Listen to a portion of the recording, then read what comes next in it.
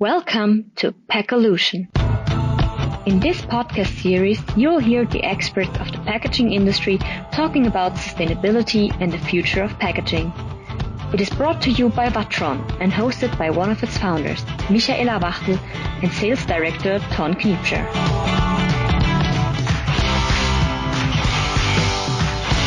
Hi, and welcome to another episode of PACKOLUTION, the disruptive podcast brought to you by Watron. Today we have David Katz, founder of Plastik Bank, as our guest, with whom we'll be talking about his fantastic initiative to have plastic waste collected and at the same time improving the lives of those who help collect it. Welcome, David. Oh, thank you very much. Thanks for having me on your podcast. Your company turns plastic waste into money by encouraging impoverished communities to collect the waste and trade it in at one of your recycling centers. Then they receive different things like cash, cooking oil, or soap in return. Afterwards, the recycled plastic is sold to corporations to generate the revenue. So this is not only helping people, but also the environment. That's basically what we understood Plastik Bank is doing, but we are sure that there's much more to say about your company, right? There's always more. And the beautiful part about us is that in that paradigm, that lies the Plastik Bank. There's always more. There's more value to reveal. There's more value to reveal in the material and all material resources, more value to reveal in the people that we work with, the collector communities, our brands, the heroes of every day that are making the decision to be stewards of the earth. There's always more. And that is the paradigm of the Plastik Bank. Where can I reveal value where others didn't? Even the way you introduced me was something around, taking, what if the people saw waste as, no, it's worth. We have to change the word. We have to change the paradigm. And when we change the paradigm, we can change the world. When we commit and communicate that we're actually looking for valuable material or resources, it's a different paradigm than saying that we're going and collecting garbage. Yeah, no, absolutely. And of course, at the same time, you're improving the lives of those people who help collect it. No question. And for themselves, we actually don't. We actually create a space where they then improve their own life. We don't do for them. We don't give them anything. We reveal to themselves the opportunity that's available so they choose and step into it. It's a different way of thinking. Yeah, absolutely. So where in the world do you operate? I start off in Haiti, which is a crazy place to start any business. And then from Haiti, I went to Philippines, and then we went to Indonesia, and then we opened Brazil, and then we opened Egypt. We're now opening Thailand and Cameroon. Wow. And then third quarter, Tanzania and Kenya. And then we'll continue to grow. That's our hand. I think those are full for this year, but we're becoming more exponential. We'll have 4 new countries for 2022, and we should have 10 or 12 for 2023. So we'll continue to grow and be in the areas that are at the source of marine debris. Yeah. Where is plastic flowing into the ocean the fastest? That's where we'll go. Okay. And what happens with the plastic once it's collected? Maybe you could say something about the process in this Plastik Bank world. We've collected now over 2 billion bottles, the equivalent of 2 billion, 40 million kilograms. If you think 2,000 million bottles, the supply chain, everything that had to be created, what we had to build from the ground up to be in a place where that could occur. We're working all the time. So we create a supply chain of materials collected by the world's most disadvantaged in the areas that are the greatest contributors to marine debris. We collect that as social plastic. Just as you were communicating, we lift lives, or it lifts lives, it lifts society, it helps in the stewarding the environment. Social plastic, a material whose value is transferred through the lives of the people who encounter it, the rich, the poor, whoever. Social plastic we sell to great companies like Henkel and S.C. Johnson and so many others.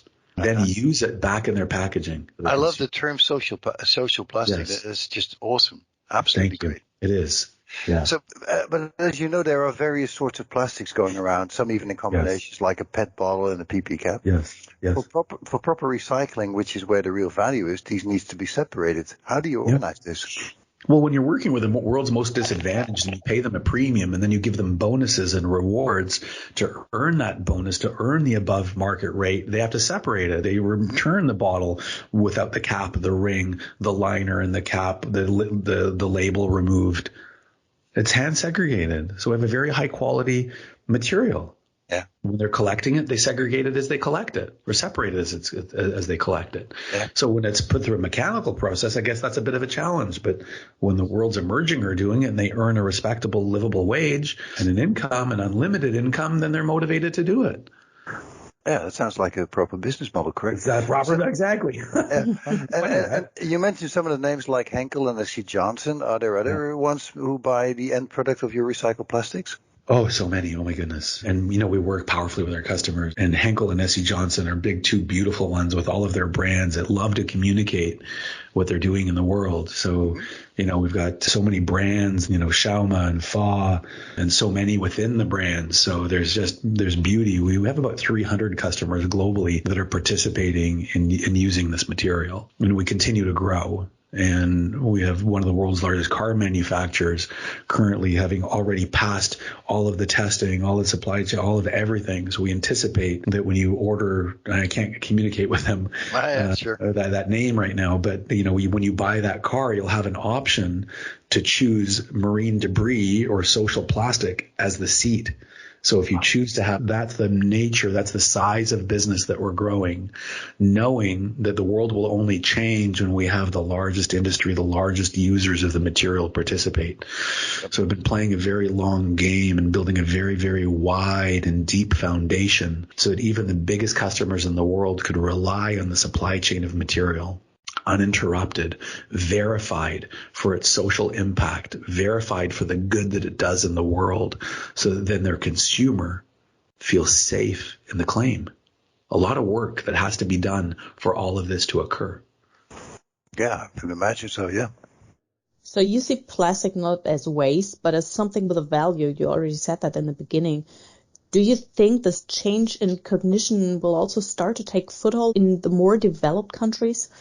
If we consider, let's look at a generation from now or a generation and a half from now, 35 years from now, do you really believe, or could you conceive of a different way? Will we still be taking our material to the curb, all these resources that we bring in our home, the fibers, the metals, the plastics, and put them in something where they then take them to the dump, to the landfill, or are they collecting fibers and metals and plastics and returning them into circularity? Now, I see in the future, of course, that's going to occur. Of course, it has to occur. Yeah. So, of course, so we've begun that. That's what I began 10 years ago. I began the knowing that all material resources in every household will be returned into circularity. I just began in the areas that needed us first, which are the areas without formalized collection and waste management systems. Yeah, like places like Haiti, and I can imagine that. Do you think this initiative is scalable to other places around the globe? And how do you plan? Of course, it's as well. By the way, nothing that we're doing is against the laws of physics. So, whatever question you got for me, it's like, what? It's not. Is it against the laws of physics? No. Then we can figure it out. All of the world's challenges are not against the laws of physics. Yeah. And we can do anything and everything. No one's bending light, traveling through time. I don't know. Yeah. So, of course. Because it must occur. Listen, it's not Earth Day or Oceans Day. Let's be clear. The Earth, the oceans are going to be absolutely fine, pristine, abundant, swimming with life, flying flocks of birds. It's going to be remarkable and amazing. The Earth can't wait for us to be gone. We won't be here. That's the truth of it. So it's not Earth Day or Oceans Day. It's Save Humanity Day, and we give it one day a year. Yeah, it sounds very logical. Yeah, correct. How do you plan on expanding your idea and this business model? How do you want to expand this? Are you looking for more sponsors? We're not sponsors. We're for-profit business. We sell the material. We're profitable and doing well in the world. It's a different way of thinking as well. Be in the consideration that businesses only succeed by investing in what will be and not what is or what was. The next generation of consumer is powerfully looking for a regenerative economy, regenerative businesses that participate in saving the planet, saving humanity. They're looking for those companies who are going to repair the damage that's been done. There's unprecedented demand for the material that we collect. It's remarkable. Yeah, true. We have to continue to try to build supply chain to return the volume of material to the customer base. So yes, or a for-profit solution that builds value for the consumer, for the brand, for the supply chain, for our collector communities, for the countries we work in, for ourselves, for our staffs. Everybody wins. It's win, win, win, win, win, win, win. Even the plastic wins. It becomes new again. Yep. It's a business model of regeneration and abundance. I'm still sticking to the idea if it's really possible to bring this idea to the more developed countries, actually. Because if I imagine I'm going on holidays to, I don't know, Italy or even to the Baltic Sea or somewhere here around the middle of Europe, I also see plastic bottles, garbage swimming in the ocean or in lakes, but I cannot imagine someone around here picking it up and putting it into... Well, Sandra, let me ask you. Yeah. Let me ask you. That's wherever you travel to, and you saw all those bottles, and you saw all that material, and if every one was worth €5, every piece of packaging, every bottle you saw was €5. If it was €5, I would pick it up. How many would you see? You would pick it up. Everyone would pick it up. There would be none. So what you're saying is that we should raise the price of the plastic bottle. Well, of course. Of course. Because at the moment, the monetary worth of a plastic bottle is not that much that I would pick it up or that it would be worth it to bring it somewhere. How luxurious, how rich we are in the north here, like 25-cent euro in Germany. And it's, I mean, you don't find bottles. It doesn't matter. Even everyone goes to, they look for them, the material, but everything needs to have that reward in that paradigm. And it doesn't necessarily need to be the money, but what you can get with the money, like with us and how we operate in the world. We offer, school tuition and medical insurance and Wi-Fi and just everything. So it's not necessarily the money, but what you get for the money, because you may not have had access to it before.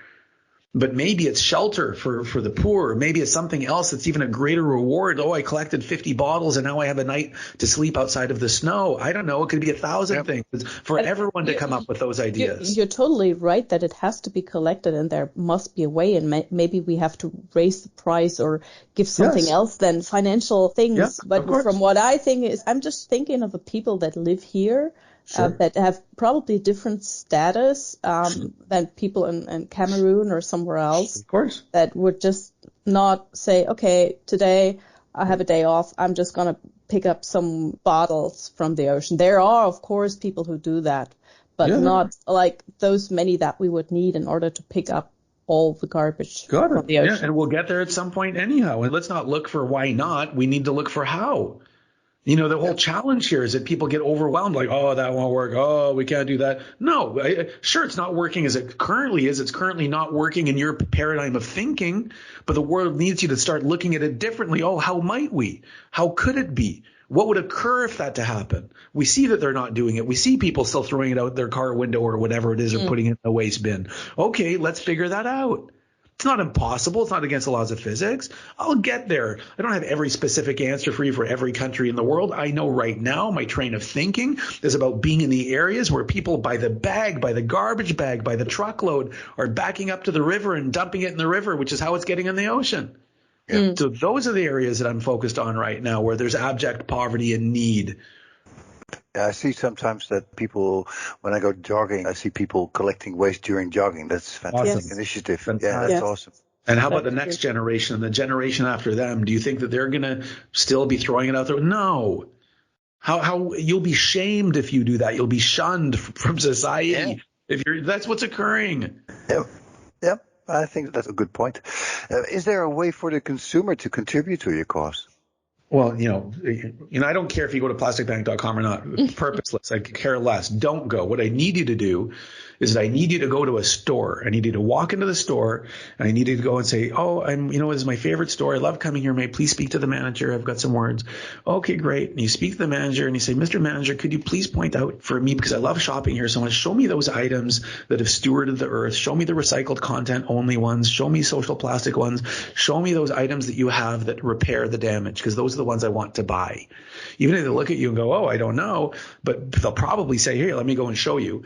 But every time you do that, you exhibit to the retailer that there is a demand, because the big brands, you are not, as the individual, the customer of the large brands. The retailer is. You are the customer of the retailer. So when you go to the retailer wants to give you what you want, and then the retailer will go to the brand and say, hey, this is what my customers want. Yep. I can only agree with that. True. That's the truth. So everyone can be a hero in this journey. You choose on what side of history you will be on. Mm-hmm. A part of the solution or a part of the pollution? You already see that when you go through the supermarket. There are packages that say, okay, this is made from, I don't know. Of course, they'll have whole aisles of it. The whole store will be that way at one point. And the faster that more people go and ask, the faster they'll provide it, because don't forget, they give you what you vote for. And every time you buy something, you vote for it. Every time you buy something, you vote to have that produced again. You buy something that's excessively packaged. You buy something with virgin material. You buy something that's not recyclable. That's what they'll do. Yep. So don't be a hypocrite. That sounds like a good call for our listeners, for everybody else involved. Even I think we have to look at ourselves as well, and sometimes just don't go for price only. Go for quality and go for a recycled product. Yeah, absolutely. Is there anyone else doing what Plastik Bank is doing or something similar? Because I'm wondering, I've seen so much packaging already that is made from ocean plastic, or also clothes that is made from ocean plastic. It's awesome. There must be many more.